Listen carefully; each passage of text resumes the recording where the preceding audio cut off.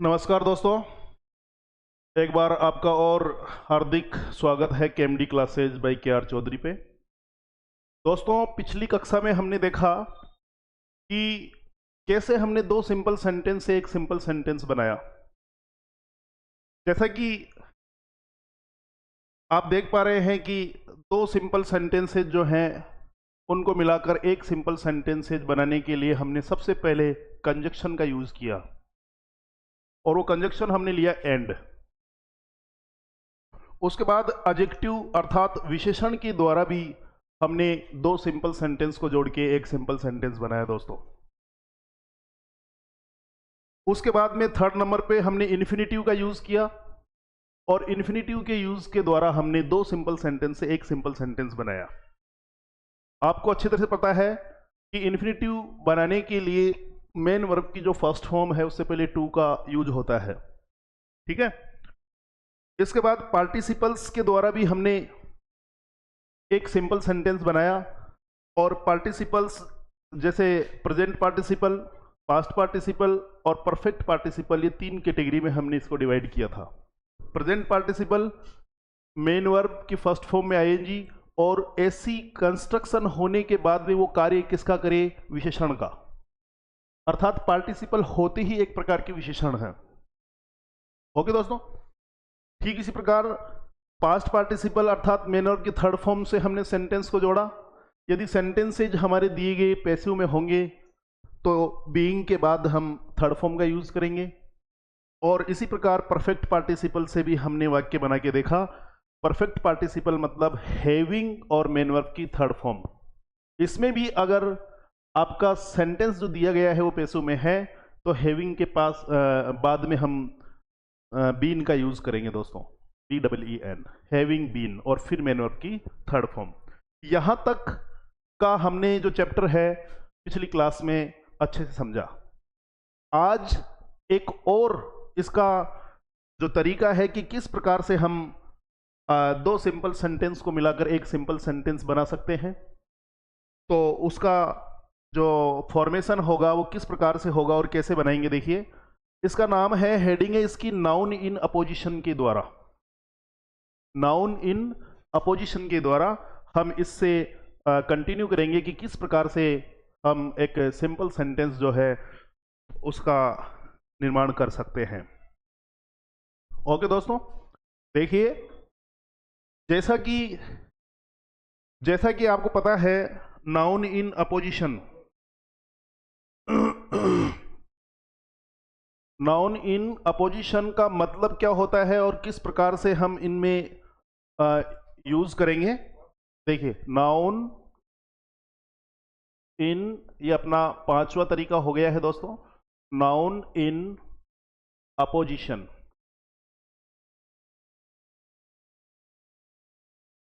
के द्वारा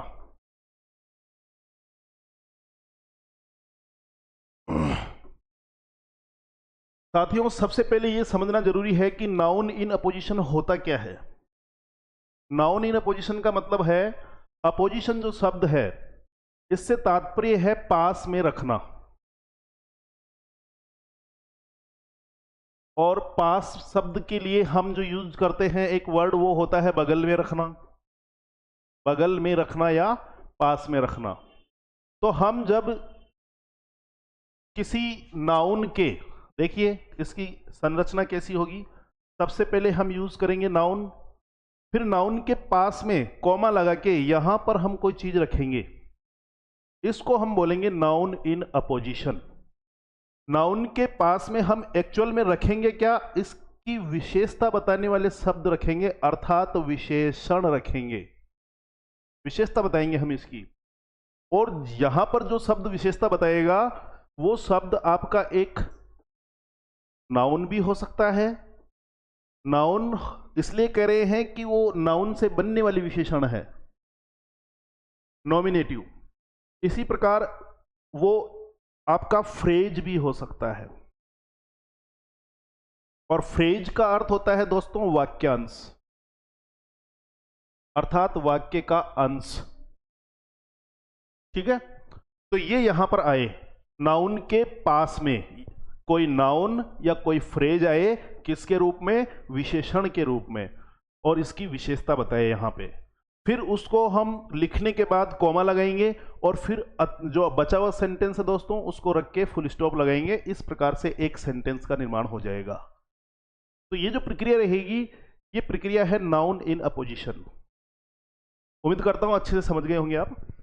तो देखिए नाउन इन अपोजिशन के द्वारा हम किस प्रकार से जोड़ें, इसका एग्जाम्पल लेते हैं।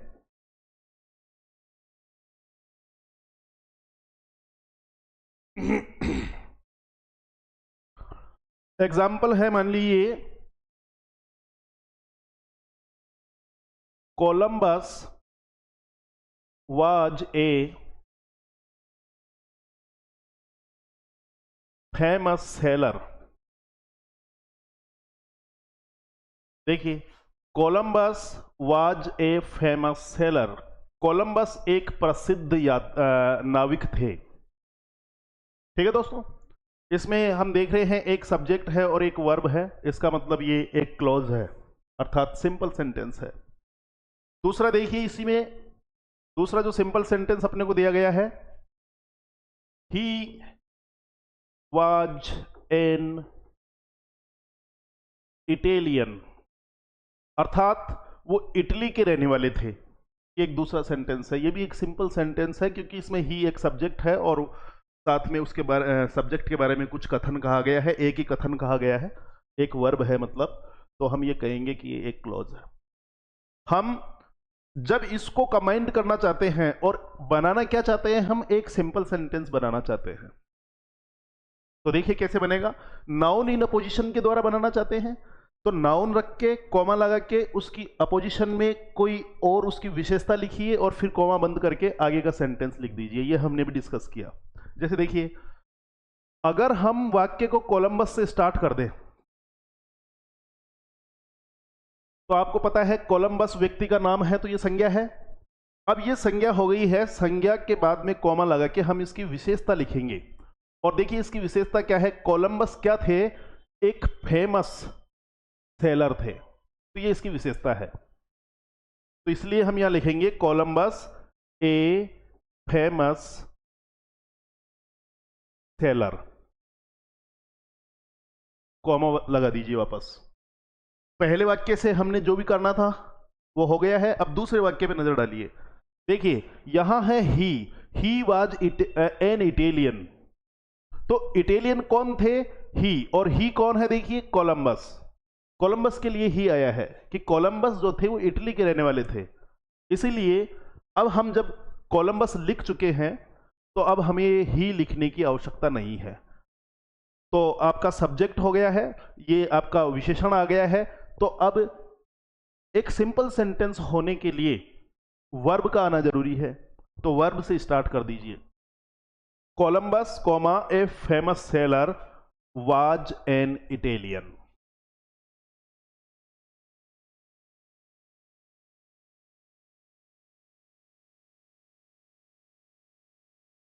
ये आपका एक सिंपल सेंटेंस बनके तैयार हो जाएगा दोस्तों। सपोज कीजिए, जरूरी नहीं है कि सेंटेंस दो ही हो, सेंटेंस तीन भी हो सकते हैं दोस्तों। सपोज कीजिए इसमें जो तीसरा सेंटेंस है वो यहां पे वो होता, ही डिस्कवर्ड अमेरिका।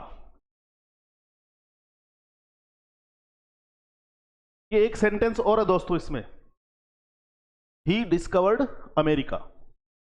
तो हमारे पास में एक सेंटेंस हो गया Columbus was a famous seller, दूसरा हो गया ही वाज एन इटालियन, और तीसरा हो गया ही डिस्कवर्ड अमेरिका। हम इन तीनों को भी मिला सकते हैं दोस्तों। नाउन इन अपोजिशन के द्वारा कैसे मिलाएंगे, देखिए सबसे पहले नाउन लिखना है कोलंबस, कॉमा, अब इसकी विशेषता आएगी। तो विशेषता क्या है, देखिए वो एक फेमस सेलर हैं, और दूसरी विशेषता यह है कि वो कहां के रहने वाले हैं, इटली के रहने वाले हैं। ठीक है दोस्तों, तो हम इन दोनों विशेषताओं को मिला के लिख सकते हैं यहां पे। जैसे कोलंबस ए फेमस, और फेमस सेलर तो वो है ही, लेकिन कहां के सेलर हैं, इटली के सेलर हैं। Columbus a famous Italian seller, ये इसकी विशेषता हो गई है। हमने दोनों वाक्यों से इससे और इससे इसकी विशेषता बना ली है कि फेमस भी हैं वो और इटली के सेलर हैं। अब कॉमा लगा दीजिए। तो Columbus a famous Italian seller. अब जब सब्जेक्ट आ गया है, ये बाकी सब विशेषता है। अब हम इसको एक सिंपल सेंटेंस बनाने के लिए वर्ब लेके आएंगे। तो वर्ब देखिए, तीसरे सेंटेंस से उठाइए, ये है वर्ब डिस्कवर्ड। ठीक है। अब ये ही किसके लिए है? उसी के लिए जिसके लिए ये ही था, अर्थात कोलंबस के लिए। तो ही छोड़ देंगे क्योंकि कोलंबस अपन लिख चुके हैं। तो Columbus a famous Italian seller discovered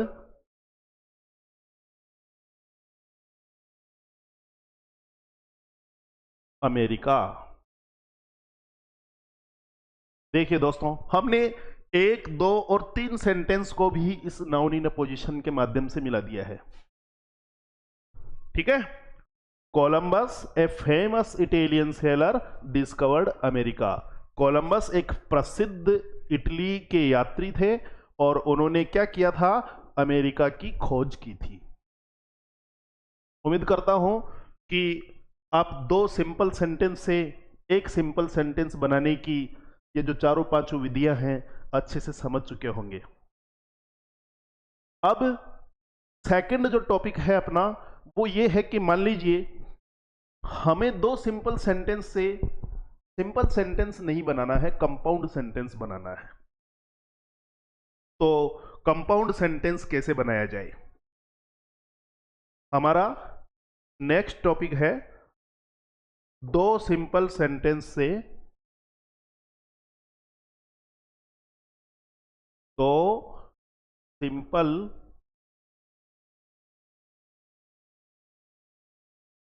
sentences से एक कंपाउंड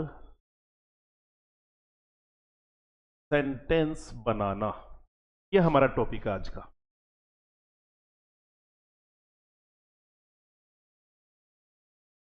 दो सिंपल सेंटेंसेज हैं और एक कंपाउंड बनाना है दोस्तों। अब सबसे पहली बात तो यह है कि जब हम कंपाउंड बनाएंगे तो उसमें क्लॉज कितनी होगी? पहले पढ़ा था हमने क्लॉज वाले चैप्टर में। तो देखिए, कंपाउंड सेंटेंस होने के लिए आवश्यक क्या है? कोई सेंटेंस कंपाउंड है या नहीं, तो आवश्यक यह है कि उसके अंदर 2 क्लॉजेज हों, 2 क्लॉज हों उसके अंदर। और 2 क्लॉज जो हैं वो दोनों के दोनों क्लॉज जो हैं मेन क्लॉज हों, अर्थात प्रिंसिपल क्लॉज हों।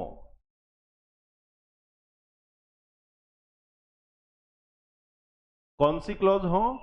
Principal clause.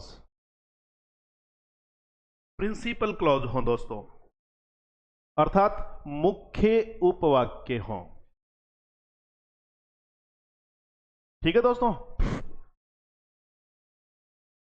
तो 2 क्लॉज होंगी और दोनों के दोनों ही प्रिंसिपल क्लॉज होंगी। अब यहां पे यह ध्यान रखना बहुत जरूरी है कि जब हम कंपाउंड सेंटेंस बनाते हैं तो 2 सिंपल सेंटेंस जो होते हैं वो एक कंजक्शन के द्वारा जुड़ते हैं। तो यहां पर कंपाउंड सेंटेंस बनाने से पहले इस बात को जरूरी समझा जाना चाहिए कि कंजक्शंस जो होते हैं वो कौन कौन से कंजक्शंस हैं जिनके द्वारा हम कंपाउंड सेंटेंस बना सकते हैं। जो कंपाउंड सेंटेंस बनाने वाले कंजक्शंस होते हैं उनको कोऑर्डिनेट कंजक्शन बोलते हैं। कौन से कंजक्शन बोलते हैं? Coordinate conjunction. यानी कोऑर्डिनेट कंजक्शन से जब वाक्य जुड़ेगा, 2 वाक्य जुड़ेंगे, तो बनने वाला वाक्य निश्चित रूप से कंपाउंड होगा। ठीक है दोस्तों। तो देखिए, हम कोऑर्डिनेट कंजक्शंस कौन कौन से हैं जिनके द्वारा जब हम वाक्यों को जोड़ेंगे तो कंपाउंड सेंटेंस बनेगा। इसकी डिटेल से चर्चा करते हैं। देखो यहां लिखा हमने कंजक्शन, और कंजक्शंस जो होते हैं वो कौन कौन से होते हैं। देखिए नंबर 1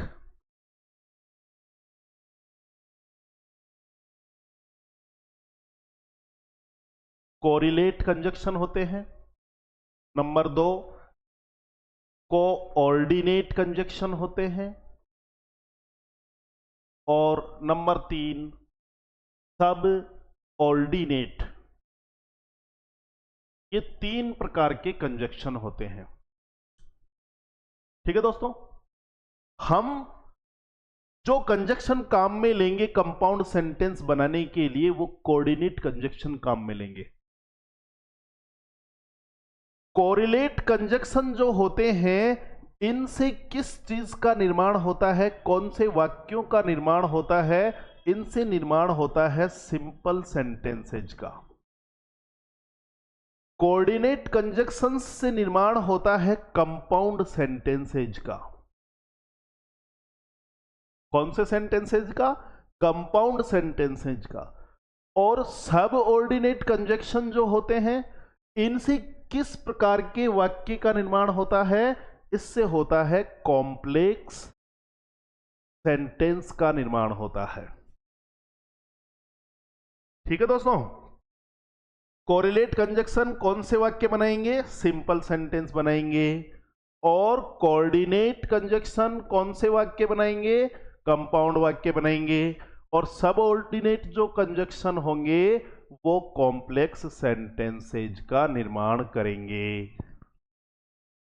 अब देखिए हम यहां इन दोनों को समझते हैं। पहले इसकी चर्चा जो है हमारे कॉम्प्लेक्स सेंटेंस जब हम पढ़ेंगे उसमें करेंगे, क्योंकि अभी हम कंपाउंड सेंटेंस बनाने की चर्चा कर रहे हैं। और जैसा कि हमने सिंपल सेंटेंस अभी बनाया भी था, पिछली क्लास में भी हमने देखा कि कंजक्शंस का यूज करके, एंड कंजक्शन का यूज करके हमने एक सिंपल सेंटेंस बनाया था। तो डिफरेंस क्या है कोरिलेट कंजक्शन और कोऑर्डिनेट कंजक्शन में? डिफरेंस क्या है इस पर चर्चा करेंगे। अपने आप समझ में आ जाएगा कि कंपाउंड सेंटेंस ही क्यों बना कोऑर्डिनेट कंजक्शन से। देखिए यहीं हम एक एग्जांपल लेते हैं। माना कि कोरिलेट कंजक्शन जो है वो है एंड। और एक चीज और ध्यान से समझना दोस्तों कि ये जो एंड वाला कंजक्शन जिसकी हम बात कर रहे हैं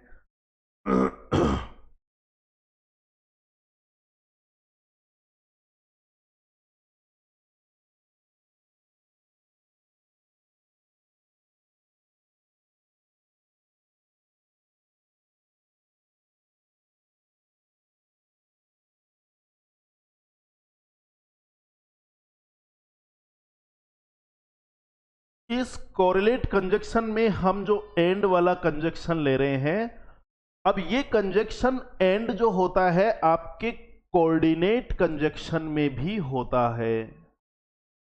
अब देखिए यहां भी एंड कंजक्शन है और कोरिलेट में भी एंड कंजक्शन है। तो अंतर क्या हुआ? अंतर हुआ दोस्तों उनके यूज करने का। एक्चुअल में क्या होता है कि कोरिलेट कंजक्शन जो होते हैं ये किसको ऐड करते हैं दोस्तों? किसको जोड़ते हैं? ये जोड़ते हैं दो वर्ड्स को या फिर दो फ्रेजेज को। ध्यान देना, दो वर्ड्स को जोड़ेंगे या दो फ्रेजेज को जोड़ेंगे। ठीक है दोस्तों, लेकिन अगर ये एंड कंजक्शन कोरिलेट कंजक्शन नहीं है, कोऑर्डिनेट कंजक्शन है, तो ये किसको ऐड करेगा दोस्तों? ये ऐड करेगा आपके क्लॉजेज को। दो क्लॉज जो होते हैं उन क्लॉजेज को ये जोड़ेगा। देखिए वर्ड्स यदि जुड़ रहे हैं, फ्रेजेज यदि जुड़ रहे हैं इस कंजक्शन के द्वारा, एंड कंजक्शन के द्वारा दो वर्ड्स ऐड हो रहे हैं, दो फ्रेजेज ऐड हो रही है, तो वो एंड कंजक्शन जो है कोरिलेट कंजक्शन है। यदि क्लॉजेज ऐड हो रही है दोस्तों इस एंड कंजक्शन के द्वारा, तो फिर वो कोऑर्डिनेट कंजक्शन है, कोऑर्डिनेट कंजक्शन है।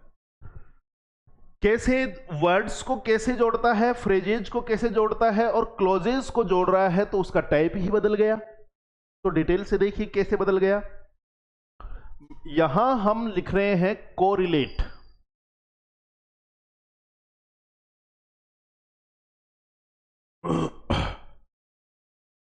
देखिए ही इज माई फ्रेंड,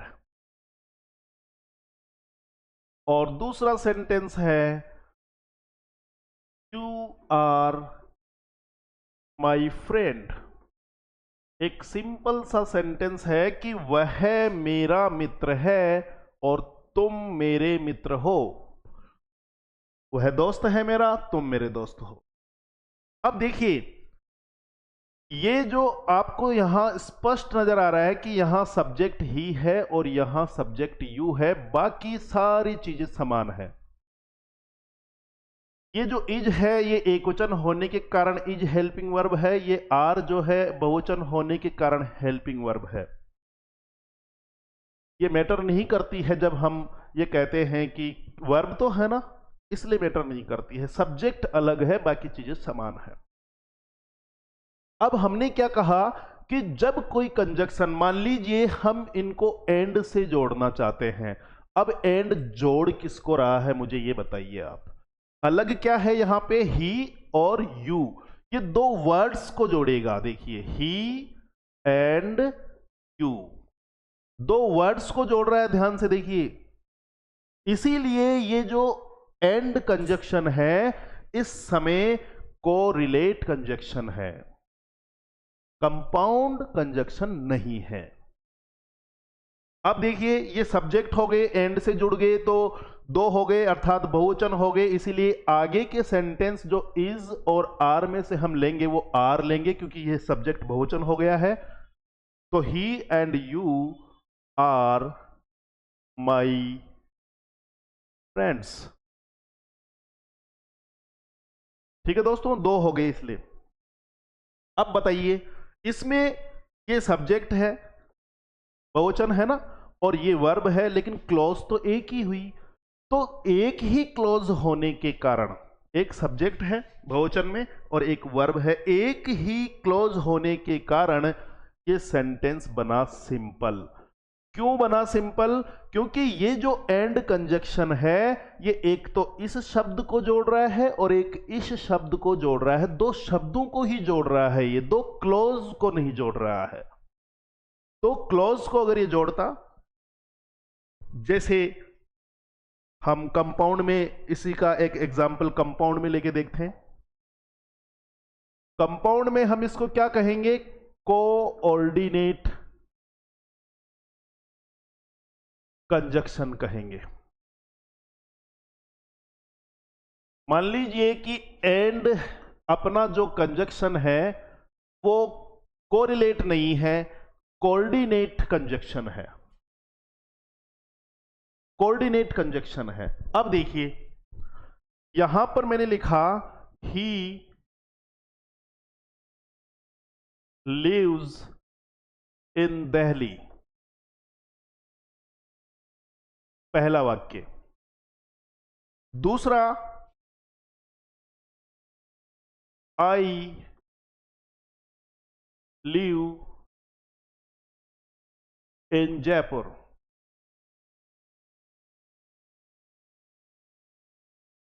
ठीक है।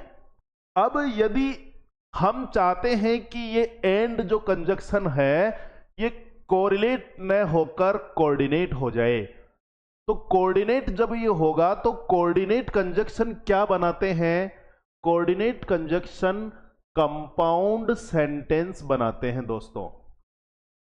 और कंपाउंड सेंटेंस की विशेषता ये होती है कि उसमें दो क्लॉज होते हैं। क्या होते हैं दोस्तों? दो क्लॉज होते हैं। अब दो क्लॉज आपको जब बनाने हैं, किसका यूज करके? इस एंड का यूज करके। तो अगर कोरिलेट की जैसे यूज करेंगे, उसमें अगर वर्ड्स जोड़ेंगे तो एक ही सेंटेंस बनेगा, लेकिन अगर क्लॉजेस जोड़ेंगे, दो क्लॉज अगर बनेगी, तो फिर वो कोरिलेट कंजक्शन न कहला के कोऑर्डिनेट कंजक्शन कहलाएगा, क्योंकि वाक्य कौन सा बनता है? उससे कंपाउंड सेंटेंस बनता है दोस्तों। इसलिए कैसे जोड़ेंगे? देखिए, इसको जोड़ा कैसे जाता है? ही lives in Delhi,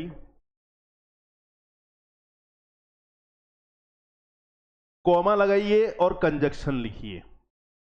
ये तरीका रहेगा आपका कोरिलेट कंजक्शन को लिखने का। फिर नेक्स्ट वाक्य को जोड़ने के लिए ये फुल स्टॉप हट जाएगा, अब ये कॉमा लग गया है और एंड, क्योंकि इन दोनों वाक्यों को जोड़ना है, तो ये कॉमा और एंड जो है गांठ का काम कर रहे हैं, जोड़ने का काम कर रहे हैं। And I live in Jaipur. देखिए एक सेंटेंस बन गया है, he lives in Delhi and I live in Jaipur. अब देखिए, ये एक सब्जेक्ट हो गया, ये एक वर्ब हो गई, तो ये एक क्लॉज हो गया आपका, ही लिव्स इन दिल्ली। दूसरा देखिए, ये एक सब्जेक्ट हो गया और ये एक वर्ब हो गया, ये आपकी क्लॉज हो गई, आई लिव इन जयपुर। तो इस एक वाक्य में दो सब्जेक्ट हैं और दोनों की अलग अलग वर्ब्स हैं। तो दो सब्जेक्ट और दो वर्ब हैं, इसका मतलब दो क्लॉज हैं, और दोनों क्लॉज जो होती है कंपाउंड सेंटेंस में, वो दोनों की दोनों मेन होती है। इसकी चर्चा हम कर चुके हैं। या तो मेन बोल दीजिए, या प्रिंसिपल बोल दीजिए, या इंडिपेंडेंट बोल दीजिए, स्वतंत्र। तीन नाम हैं इसके, ठीक है दोस्तों। इसीलिए ध्यान रखने वाली बात यह है कि जब भी कोऑर्डिनेट कंजक्शन यूज होगा, वो इस तरीके से होगा, कॉमा और एंड के द्वारा यूज होगा, वो दोनों वाक्यों को जोड़ने के लिए। ठीक है दोस्तों, तो अब हम हमारे टॉपिक की ओर चलते हैं, और टॉपिक क्या है? दो सिंपल सेंटेंसेज से एक कंपाउंड सेंटेंस बनाना।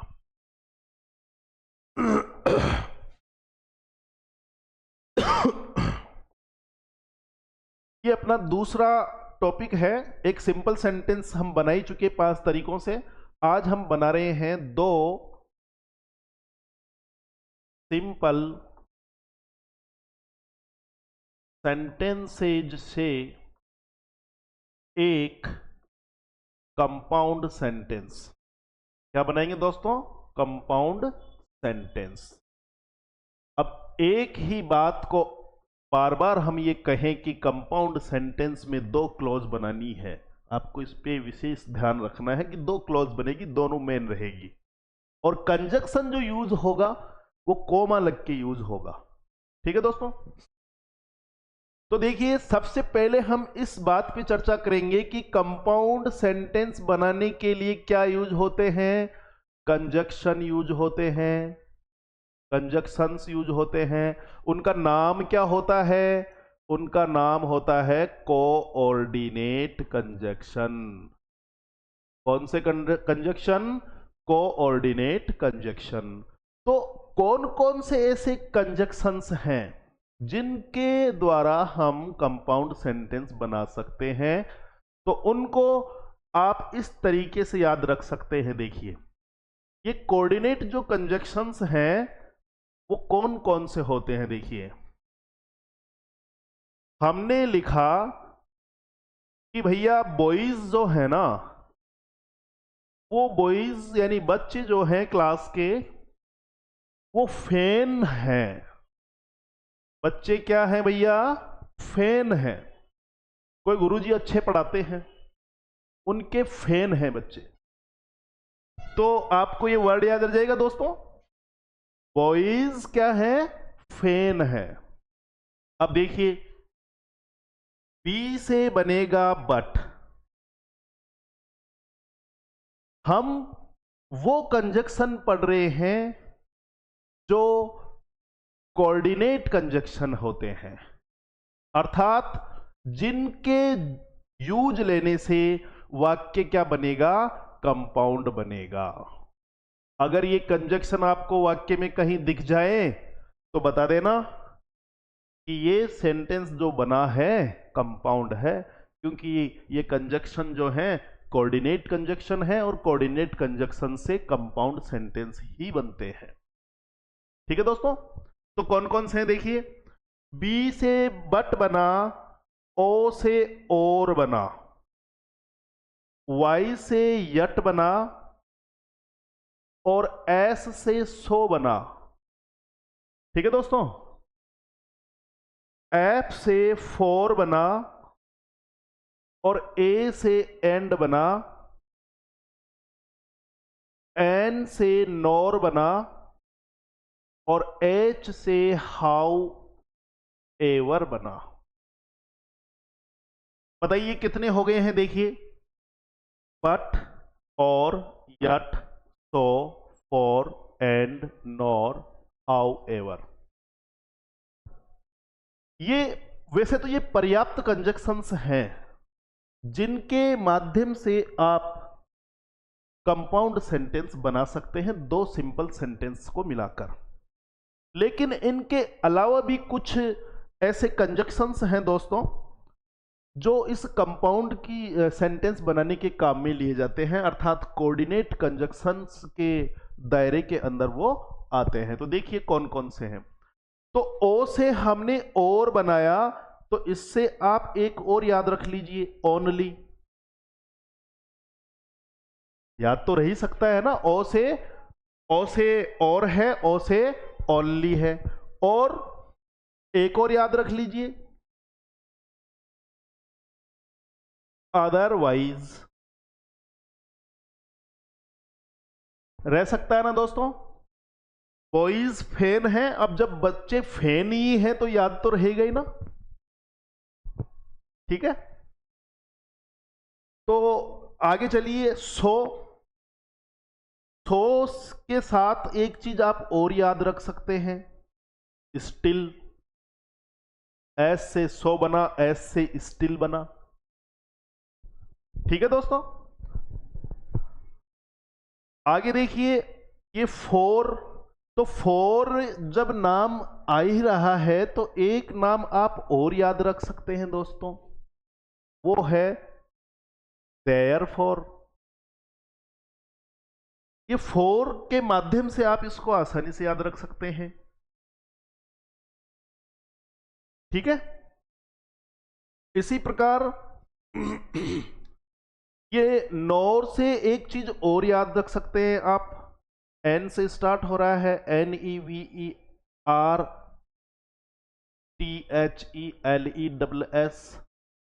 नेवर्थलेस। इसका जो अर्थ होता है दोस्तों वो होता है फिर भी। क्या अर्थ होता है? और एच से हाउ एवर बनी गया, हाउ एवर का भी अर्थ होता है दोस्तों फिर भी। देखिए हाउ एवर यानी फिर भी, नेवर्थलेस यानी फिर भी, देयरफॉर का अर्थ है इसी कारण। क्या अर्थ है दोस्तों? इसी कारण। अदरवाइज यानी नहीं तो।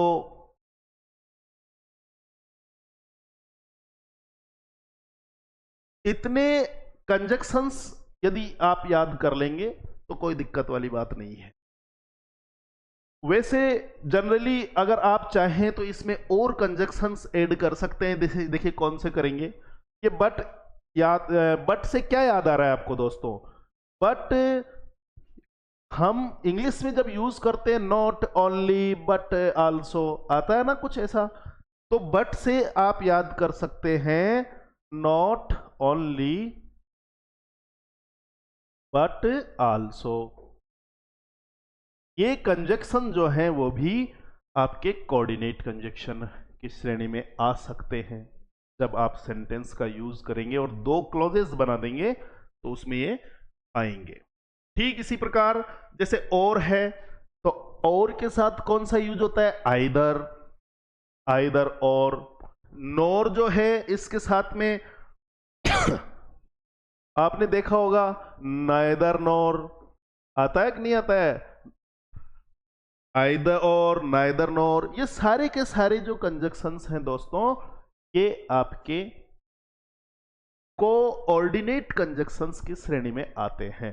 और जब इनसे आप वाक्य बनाएंगे, लेकिन बनाएंगे कैसे? मैंने कहा कि एंड से जब आप वाक्य बनाएंगे तो कोऑर्डिनेट कंजक्शन है वो आपका कंपाउंड सेंटेंस ही बनेगा। लेकिन हमने अभी पीछे देखा, क्या देखा कि एंड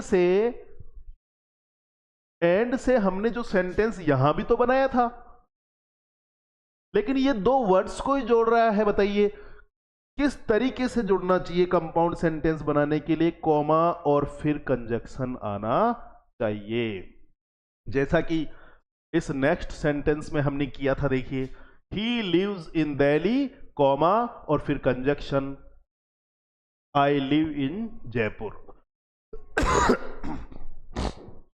इस प्रकार से यूज अगर आप करेंगे तो ही वो कोऑर्डिनेट कंजक्शन होगा और तो ही वो कंपाउंड सेंटेंस बनाएगा। क्यों? क्योंकि इस प्रकार यूज करने पर ही आपकी दो क्लॉजेज आएगी, अन्यथा दो क्लॉजेज नहीं आएगी। अगर दो वर्ड्स के साथ यूज हो रहा है तो, दो फ्रेजेज के साथ यूज हो रहा है तो दो क्लॉज नहीं आएगी, तो फिर वो एक ही सिंपल ही सेंटेंस रहेगा। ठीक है दोस्तों? तो ये आसानी से आप याद रख सकते हैं कि दो सिंपल सेंटेंस से एक कंपाउंड सेंटेंस बनाने के लिए जो हम कंजक्शन काम में लेते हैं वो कंजक्शन कोऑर्डिनेट कंजक्शन कहलाते हैं। और कोऑर्डिनेट कंजक्शंस को आप इन शब्दों के माध्यम से याद कर सकते हैं दोस्तों।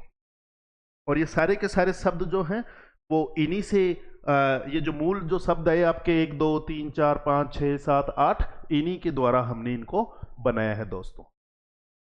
ठीक है, तो आप चाहें तो इसका स्क्रीनशॉट ले लें, फिर आगे बढ़ते हैं। देखिए, अब हमारे सामने जब बहुत सारे कंजक्शंस आ गए हैं, कोऑर्डिनेट कंजक्शंस, अब समस्या ये आती है कि दो सिंपल सेंटेंस हमें दे दिए गए हैं और बनाना एक कंपाउंड है, तो हम कौन सा कंजक्शन काम में लें? इनमें से चुने कौन सा कि इससे जोड़ देवें। तो इसका कुछ समाधान करने के लिए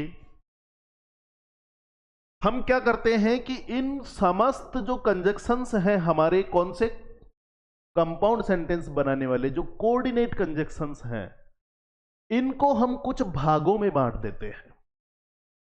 जैसे हम क्या करेंगे, दो सिंपल सेंटेंस जोड़ेंगे, दो सिंपल सेंटेंसेज को हम जोड़ेंगे। ठीक है दोस्तों? तो ये दो सिंपल सेंटेंसेज जो हैं इनकी कुछ प्रकृति होती है। प्रकृति होती है कि वो आपस में एक दूसरे से संबंधित हैं या नहीं है, अगर है तो किस प्रकार से संबंधित हैं। तो देखिए, इसको हम अलग अलग कैटेगराइज करते हैं। मान लीजिए एक पार्ट हमने लिया, सारे के सारे कंजक्शंस को हम अलग अलग भागों में बांट रहे हैं। तो पहला है कोमुलेटिव कंजक्शन। जो अभी हमने कंजक्शंस लिखे हैं उनमें से हमने पहला पार्ट बनाया कोमुलेटिव कंजक्शंस कौन कौन से हैं। ठीक है, देखिए, यदि आपके ये किसको जोड़ेगा, दो वाक्य जो आएंगे, दो वाक्य साधारण कथन हो, साधारण क्या हो, कथन हो, स्टेटमेंट, एक स्टेटमेंट और दूसरा भी एक ऐसा स्टेटमेंट जो ना तो पहले वाले स्टेटमेंट का विरोध करता हो, ना ऐसा लगता हो कि विकल्पों का चयन करना है, ना ऐसा लगता हो कि पहले सेंटेंस के कारण दूसरा आया है या उसका परिणाम दूसरा हुआ है। ऐसा नहीं हो, दो अलग अलग स्वतंत्र प्रकृति के कथन हो, तो उनको जोड़ने वाले जो कंजक्शंस हम काम में लेंगे, अभी जो हमारी ये लिस्ट हमारी जो सामने थी इसमें से, तो वो कंजक्शंस कहलाएंगे आपके कुमुलेटिव कंजक्शंस। क्या कहलाएंगे? Cumulative conjunctions. जैसे मान लीजिए कौन कौन सी चीजें इसमें शामिल करें? इसमें आप एंड शामिल कर सकते हैं, क्योंकि एंड एक ऐसा कंजक्शन है जो आपके दो स्टेटमेंट्स को जोड़ने के काम में आता है। फिर बोथ एंड भी ले सकते हैं आप, both and, not only but also.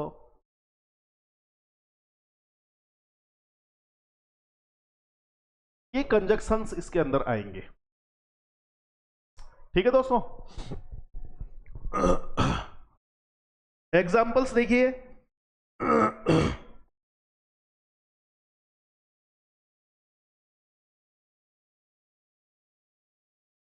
अभी एक एग्जाम्पल हमने पीछे लिया था, ही लिव्स इन दिल्ली और आई लिव इन जयपुर। बताइए, दो स्टेटमेंट है, ये कुमुलेटिव क्यों जोड़ रहे हैं हम, क्यों कह रहे हैं कुमुलेटिव? क्योंकि दो वाक्य हमारे पास है, बिल्कुल साधारण कथन है, एक दूसरे से ना तो वो विरोध करते हैं ना उनको कोई मतलब है। ठीक है, और ना ही ऐसा है कि पहले का परिणाम दूसरा है, बिल्कुल स्वतंत्र प्रकृति के अलग अलग कथन है। ठीक है, जैसे वह खेलता है और मैं सोता हूं, अब उसके खेलने से और अपने सोने से कोई कनेक्शन नहीं है। ठीक है दोस्तों, तो ऐसे वाक्यों को जोड़ने के लिए हम कुमुलेटिव कंजक्शन काम में लेंगे। कुमुलेटिव कंजक्शंस है क्या? कुमुलेटिव कंजक्शंस आपके जो कोऑर्डिनेट कंजक्शन है, इनका उपविभाजन किया है हमने कि बहुत सारे आ गए भैया, कैसे काम में लेवे, तो उनके कुछ पार्ट्स कर रहे हैं, डिवाइड कर रहे हैं उनको, ताकि हमें आसानी से याद रह जाए। तो इसमें कौन कौन से काम मिलेंगे हम? And, both and, not only but also. ठीक है दोस्तों, तो देखिए एंड से हमने पहले भी जोड़ा था और जोड़ देते हैं। ही कैसे जोड़ना है ध्यान दें, he lives in Delhi, comma और कंजक्शन, ये तरीका है आपके कोऑर्डिनेट कंजक्शन को काम में लेने का। और ये जो कुमुलेटिव कंजक्शन है, ये कोऑर्डिनेट कंजक्शन में से ही हमने उठाया है, देखिए। ठीक है ना? तो कोई सा भी कोऑर्डिनेट कंजक्शन जो है वो इस तरीके से यूज होगा, कॉमा और कंजक्शन। फिर नेक्स्ट वाला sentence, he lives in Delhi, comma conjunction, I live in Jaipur. ये आपका जो वाक्य बनेगा ये कंपाउंड बनेगा, क्योंकि इसमें एक तो ये वाला पार्ट क्लॉज है, क्योंकि सब्जेक्ट और वर्ब है, एक ये वाला पार्ट क्लॉज है, इसमें भी एक सब्जेक्ट और वर्ब है, तो दो क्लॉज है। वह दिल्ली रहता है, इसका स्वतंत्र अर्थ है, ये मेन क्लॉज है। ठीक है, और मैं जयपुर रहता हूं, इसका भी अपना खुद का अर्थ है, ये भी मेन क्लॉज है, एक दूसरे से कोई लेना देना नहीं है, मेन क्लॉज है। तो पहला पार्ट है दोस्तों कुमुलेटिव कंजक्शंस के द्वारा जोड़ना। ठीक है, सेकंड वाला है इसका, हमने कोऑर्डिनेट कंजक्शन को अलग अलग भागों में बांट रहे हैं ताकि समस्त कोऑर्डिनेट कंजक्शन एक जगह आ जाए और हम इस हिचकिचाहट में रहें कि कौन सा कंजक्शन काम में ले, उस कारण से हम इनको अलग अलग भागों में बांट रहे हैं। दूसरा जो इसका पार्ट है वो है अल्टरनेटिव कंजक्शन। कौन सा? Alternative conjunction.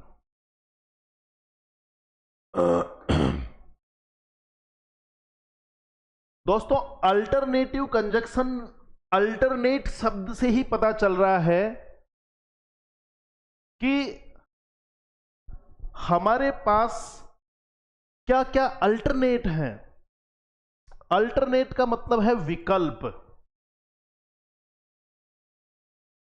अगर मान के चलिए दो ऐसे सेंटेंस आ गए, ऐसे कथन आ गए, दो ऐसे कथन आ गए, दो ऐसे कथन हैं जिनमें से हमें चूज करना है, जिनमें क्या करना है, जिनमें से चूज करना है, या तो ये कर लो या वो कर लो, चूज करना है, तो वो कहलाएगा अल्टरनेट। या तो ये कर लीजिए या वो कर लीजिए। तो इसमें कौन कौन से कंजक्शंस हैं आपके कोऑर्डिनेट कंजक्शंस की श्रेणी में से? जैसे ये हमारे वो कंजक्शंस हैं, तो अल्टरनेट बताने वाले क्या क्या हैं? देखिए, और यानी या तो, ठीक है, ऐसा कर लो नहीं तो ऐसा हो जाएगा, तो ये भी आपका उसमें आएगा। और फिर क्या आएगा इसके बाद? देखिए, नहीं तो, ठीक है, नाइदर नॉर, ठीक है, ये भी आएगा। तो ये आपके विकल्प बताने वाले सेंटेंस, सॉरी, कंजक्शंस हैं, ठीक है, विकल्प बताते हैं ये। अल्टरनेट यानी विकल्प, या तो ये या फिर वो। और इसमें आप एक शब्द और यूज कर सकते हैं, एल्स वर्ड और होता है एक, एल्स। इसका अर्थ वही है जो अदरवाइज का अर्थ है, नहीं तो, ऐसा कर लो नहीं तो देखिए, 1 2 3 4 और 5 कंजक्शंस जो हैं हमने किसमें ले लिए भैया? हमने ले लिए इसके अंदर। सिंपल सेंटेंस से कंपाउंड बना रहे हैं। और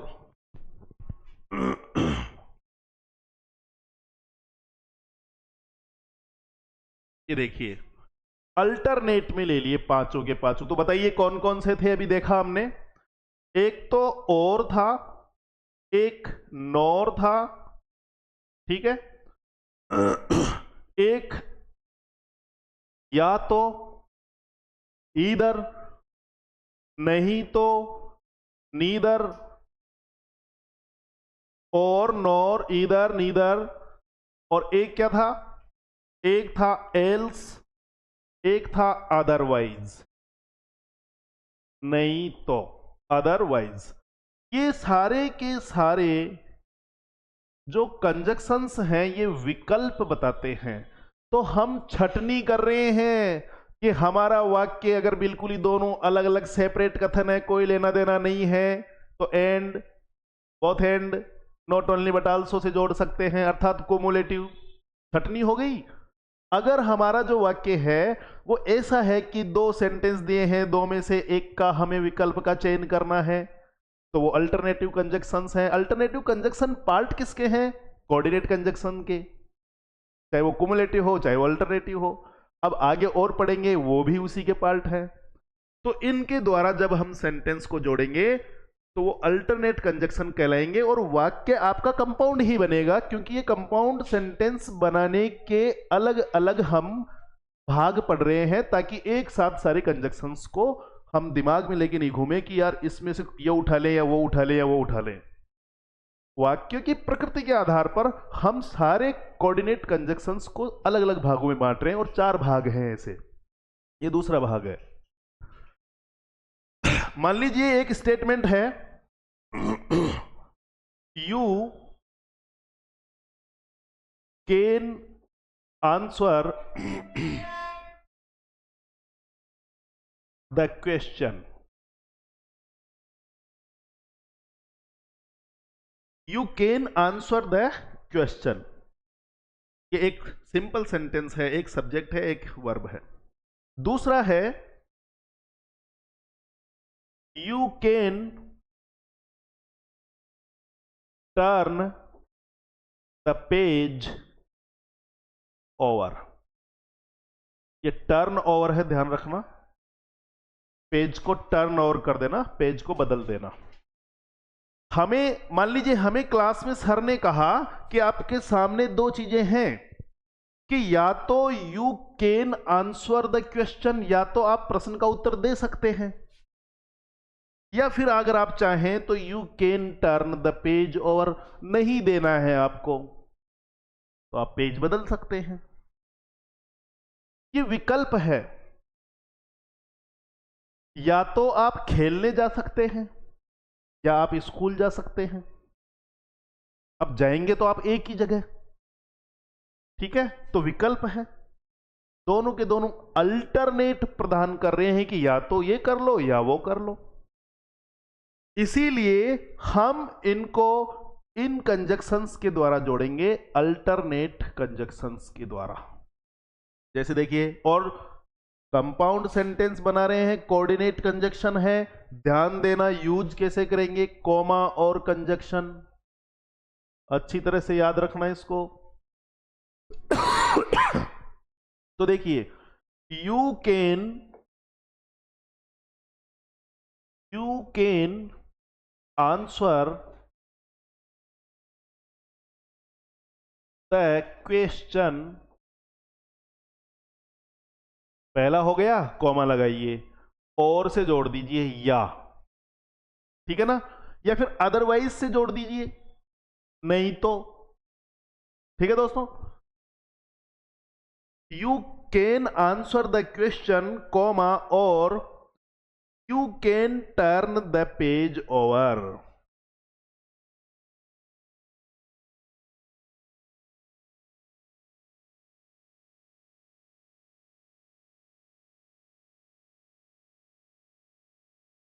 you can turn the page over.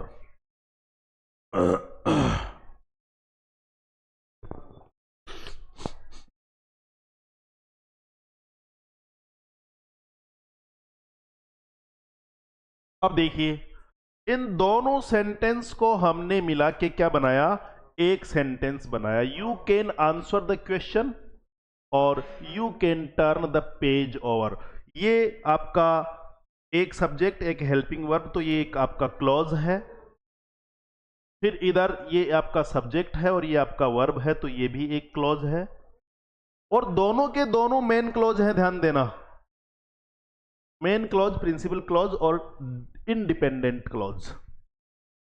आप प्रश्न का उत्तर दे सकते हैं या आप पेज पलट सकते हैं, दोनों स्वतंत्र हैं क्लॉजेस, एक दूसरे के ऊपर डिपेंड नहीं है। तो ये जो तरीका है, ये है आपका अल्टरनेट कंजक्शंस का, ठीक है दोस्तों। थर्ड जो इसका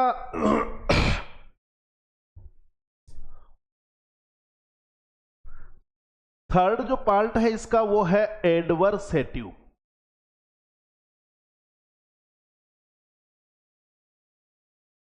एडवर्सेटिव कंजक्शन, सारे के सारे जो कोऑर्डिनेट कंजक्शन थे उनको हम 4 भागों में बांट रहे हैं और उनके अलग से नाम दे रहे हैं ताकि हमें सुविधा हो जाए। बाकी है सारे कोऑर्डिनेट ही, ये जो कोमुलेटिव है, ये जो अल्टरनेटिव है, ये जो एडवर्सेटिव है, आगे एक और आएगा इलेटिव। ये चारों कौन से कंजक्शन है, कोऑर्डिनेट कंजक्शन है, और इनके लगने से क्या बनेगा, कंपाउंड सेंटेंस बनेगा। और लगाने का तरीका मैंने बता दिया, कॉमा और कंजक्शन, ध्यान रखना, ठीक है। एडवर्सेटिव जो शब्द है, एडवर्स का मतलब होता है, एडवर्स हम यूज करते हुए देखते हैं लोगों को, आजकल कंडीशंस कुछ एडवर्स हो गई है। एडवर्स विपरीत, कंडीशंस एडवर्स हो गई है। तो एडवर्सेटिव का मतलब है विपरीत, अर्थात ऐसे दो कथन जो विपरीत प्रकृति के हों। कौन से हों, विपरीत प्रकृति के। तो कौन से कंजक्शंस से हम जोड़ेंगे इनको, तो देखिए, इसमें हम लेंगे but, yet, still,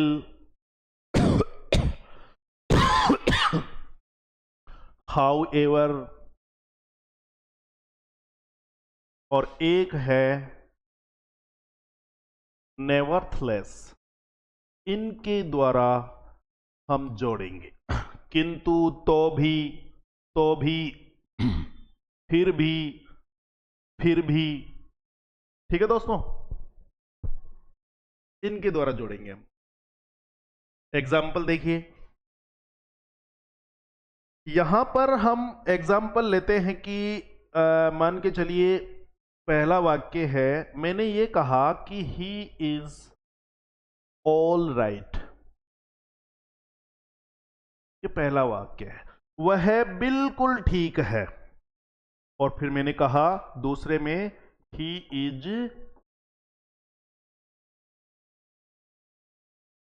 slightly tired. वह थोड़ा सा थका हुआ है। अब ये कथन दोस्तों आप देखिए, अगर वो बिल्कुल ऑल राइट है तो फिर वो थका हुआ नहीं है, लेकिन ये कह रहा है कि वो थोड़ा थका हुआ है। यदि वो थोड़ा थका हुआ है तो फिर ऑल राइट नहीं है, एडवर्स है। एक कथन जो कहा गया है उसका दूसरा जो है विरोध कर रहा है, विपरीत बात कर रहा है। इसीलिए इन कंजक्शंस में से जोड़ दीजिए दोस्तों। जोड़ेंगे कैसे? कॉमा और कंजक्शन, ध्यान देना। ही इज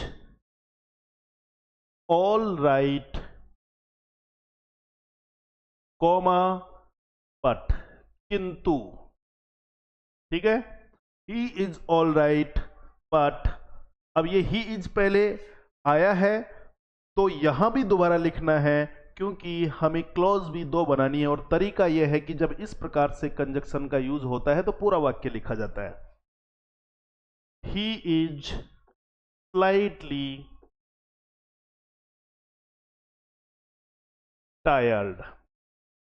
ये हो गया दोस्तों, वह थोड़ा थका हुआ है किंतु वह थोड़ा, देखिए वह ठीक है किंतु वह थोड़ा थका हुआ है। ये एडवर्स बात कर रहे हैं, तो हम इनको बट से, अदर, नेवरथलेस से, हाउएवर से, ठीक है, स्टिल से, इनसे जोड़ सकते हैं। ओके, चौथे प्रकार की बात करते हैं दोस्तों। चौथा जो प्रकार है वो है इलेटिव। इलेटिव कंजक्शन के द्वारा।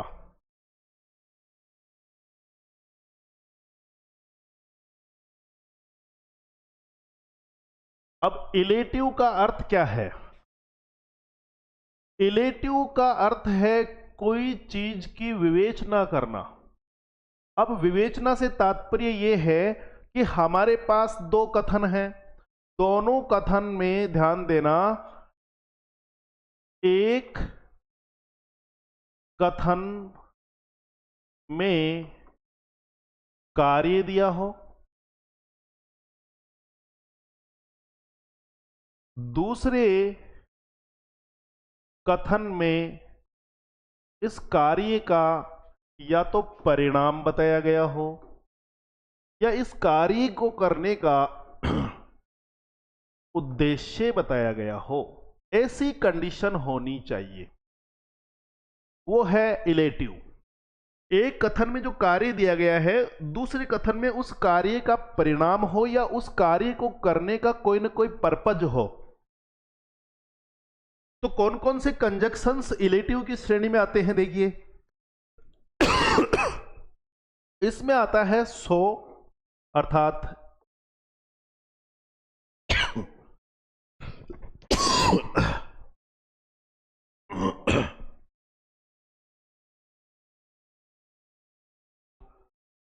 सो यानी इसलिए, फॉर, फॉर यानी क्योंकि। ध्यान देना, यहां पर क्योंकि अर्थ है इसका। सो है, फॉर है, देयर फॉर।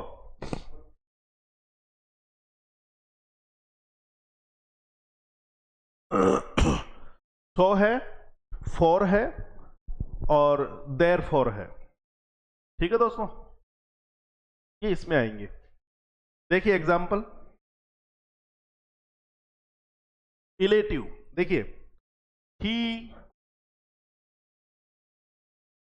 वर्कड हार्ड, ये पहला वाक्य है। उसने कठिन परिश्रम किया। ठीक है, ही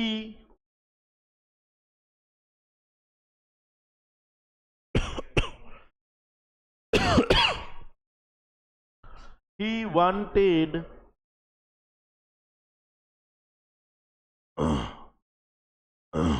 to get फर्स्ट क्लास। देखिए, he worked hard, he wanted to get first class. क्या आप चाहें तो इतना बड़ा सेंटेंस न लेके he wanted to pass भी कर सकते हैं। यहाँ पे बात एक ही है, he wanted to pass। मान लीजिए पास होने की ही उम्मीद नहीं है, इसीलिए उसने बहुत कठिन मेहनत की। He worked hard, he wanted to pass। ये दो सिंपल सेंटेंस हैं। अब देखिए हमने क्या कहा, एक कथन में कोई कार्य दिया गया हो। देखिए he worked hard, इसमें worked hard कार्य दिया गया है। अब दूसरी कथन में क्या हो, उस कार्य का या तो परिणाम हो या उस कार्य को करने का कोई मोटो हो। ठीक है, उद्देश्य। तो देखिए he worked hard, कॉमा, अब देखिए फॉर यानी क्योंकि, क्यों किया इसने, क्योंकि वो पास होना चाहता था। तो यहां हम लिखेंगे फॉर ही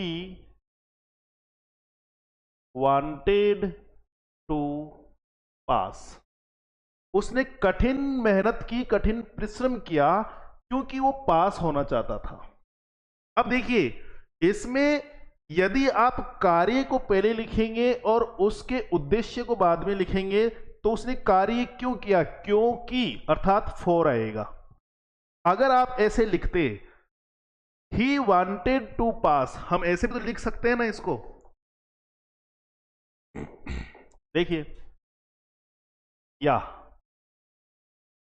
ही में अगर परिणाम या उद्देश्य को पहले लिख दूं he wanted to pass, वह पास होना चाहता था। तरीका वही रहेगा, कॉमा और कंजक्शन। अब वो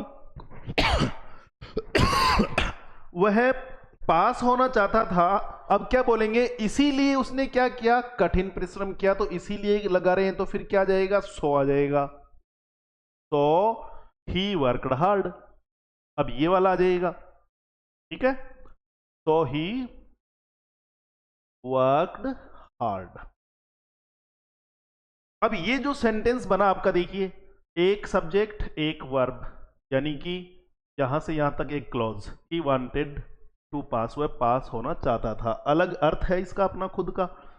दूसरा है ही वर्कड हार्ड, उसने कठिन परिश्रम किया, एक सब्जेक्ट और एक वर्ब, इसका कभी अलग अर्थ है। इस पे निर्भर नहीं है, वह पास होना चाहता था। बिल्कुल किसी हमेशा लग ही नहीं रहा है कि वाक्य अधूरा है। उसने कठिन परिश्रम किया, बिल्कुल वाक्य पूरा है, कोई एक दूसरे वाक्य की आवश्यकता नहीं है। तो दोस्तों हमने आज के इस क्लास में दो सिंपल सेंटेंस से एक कंपाउंड सेंटेंस बनाने के लिए कौन कौन से कंजक्शंस की आवश्यकता है और कंजक्शंस कितने प्रकार के होते हैं और उनके किस प्रकार के यूज करने से वाक्य सिंपल हो जाता है, किस प्रकार के यूज करने से वाक्य कंपाउंड हो जाता है, इस पर चर्चा की। अब थोड़ा सा हम ये और देखें कि यदि और क्या तरीका है इस कंजक्शन को यूज करने का। देखिए हमने लिखा, जैसे एक एग्जाम्पल हमने लिया था कि ही लिव्स इन दिल्ली, ये पहला वाक्य था, और दूसरा हमने लिया था आई लिव इन जयपुर। ठीक है दोस्तों, अब मैंने क्या कहा आपको कि जैसे मान लीजिए हम एंड कंजक्शन का यूज कर रहे हैं, तो मैंने कहा कि इसका यूज कैसे होगा, कॉमा लगा के फिर एंड कंजक्शन का यूज होगा। ये तरीका हमने पढ़ लिया है, लेकिन एक और तरीका है कंपाउंड सेंटेंस बनाने का। और कंपाउंड सेंटेंस बनाने का तात्पर्य, मेरा तात्पर्य है कि एंड को और कैसे यूज कर सकते हैं, बाकी सबको यूज नहीं कर सकते, केवल एंड को। इसको ऐसे भी लिखा जा सकता है कि देखो ये तरीका भी कंपाउंड बनाएगा और ये तरीका भी कंपाउंड बनाएगा। जैसे देखिए, ही lives in Delhi, हो गया।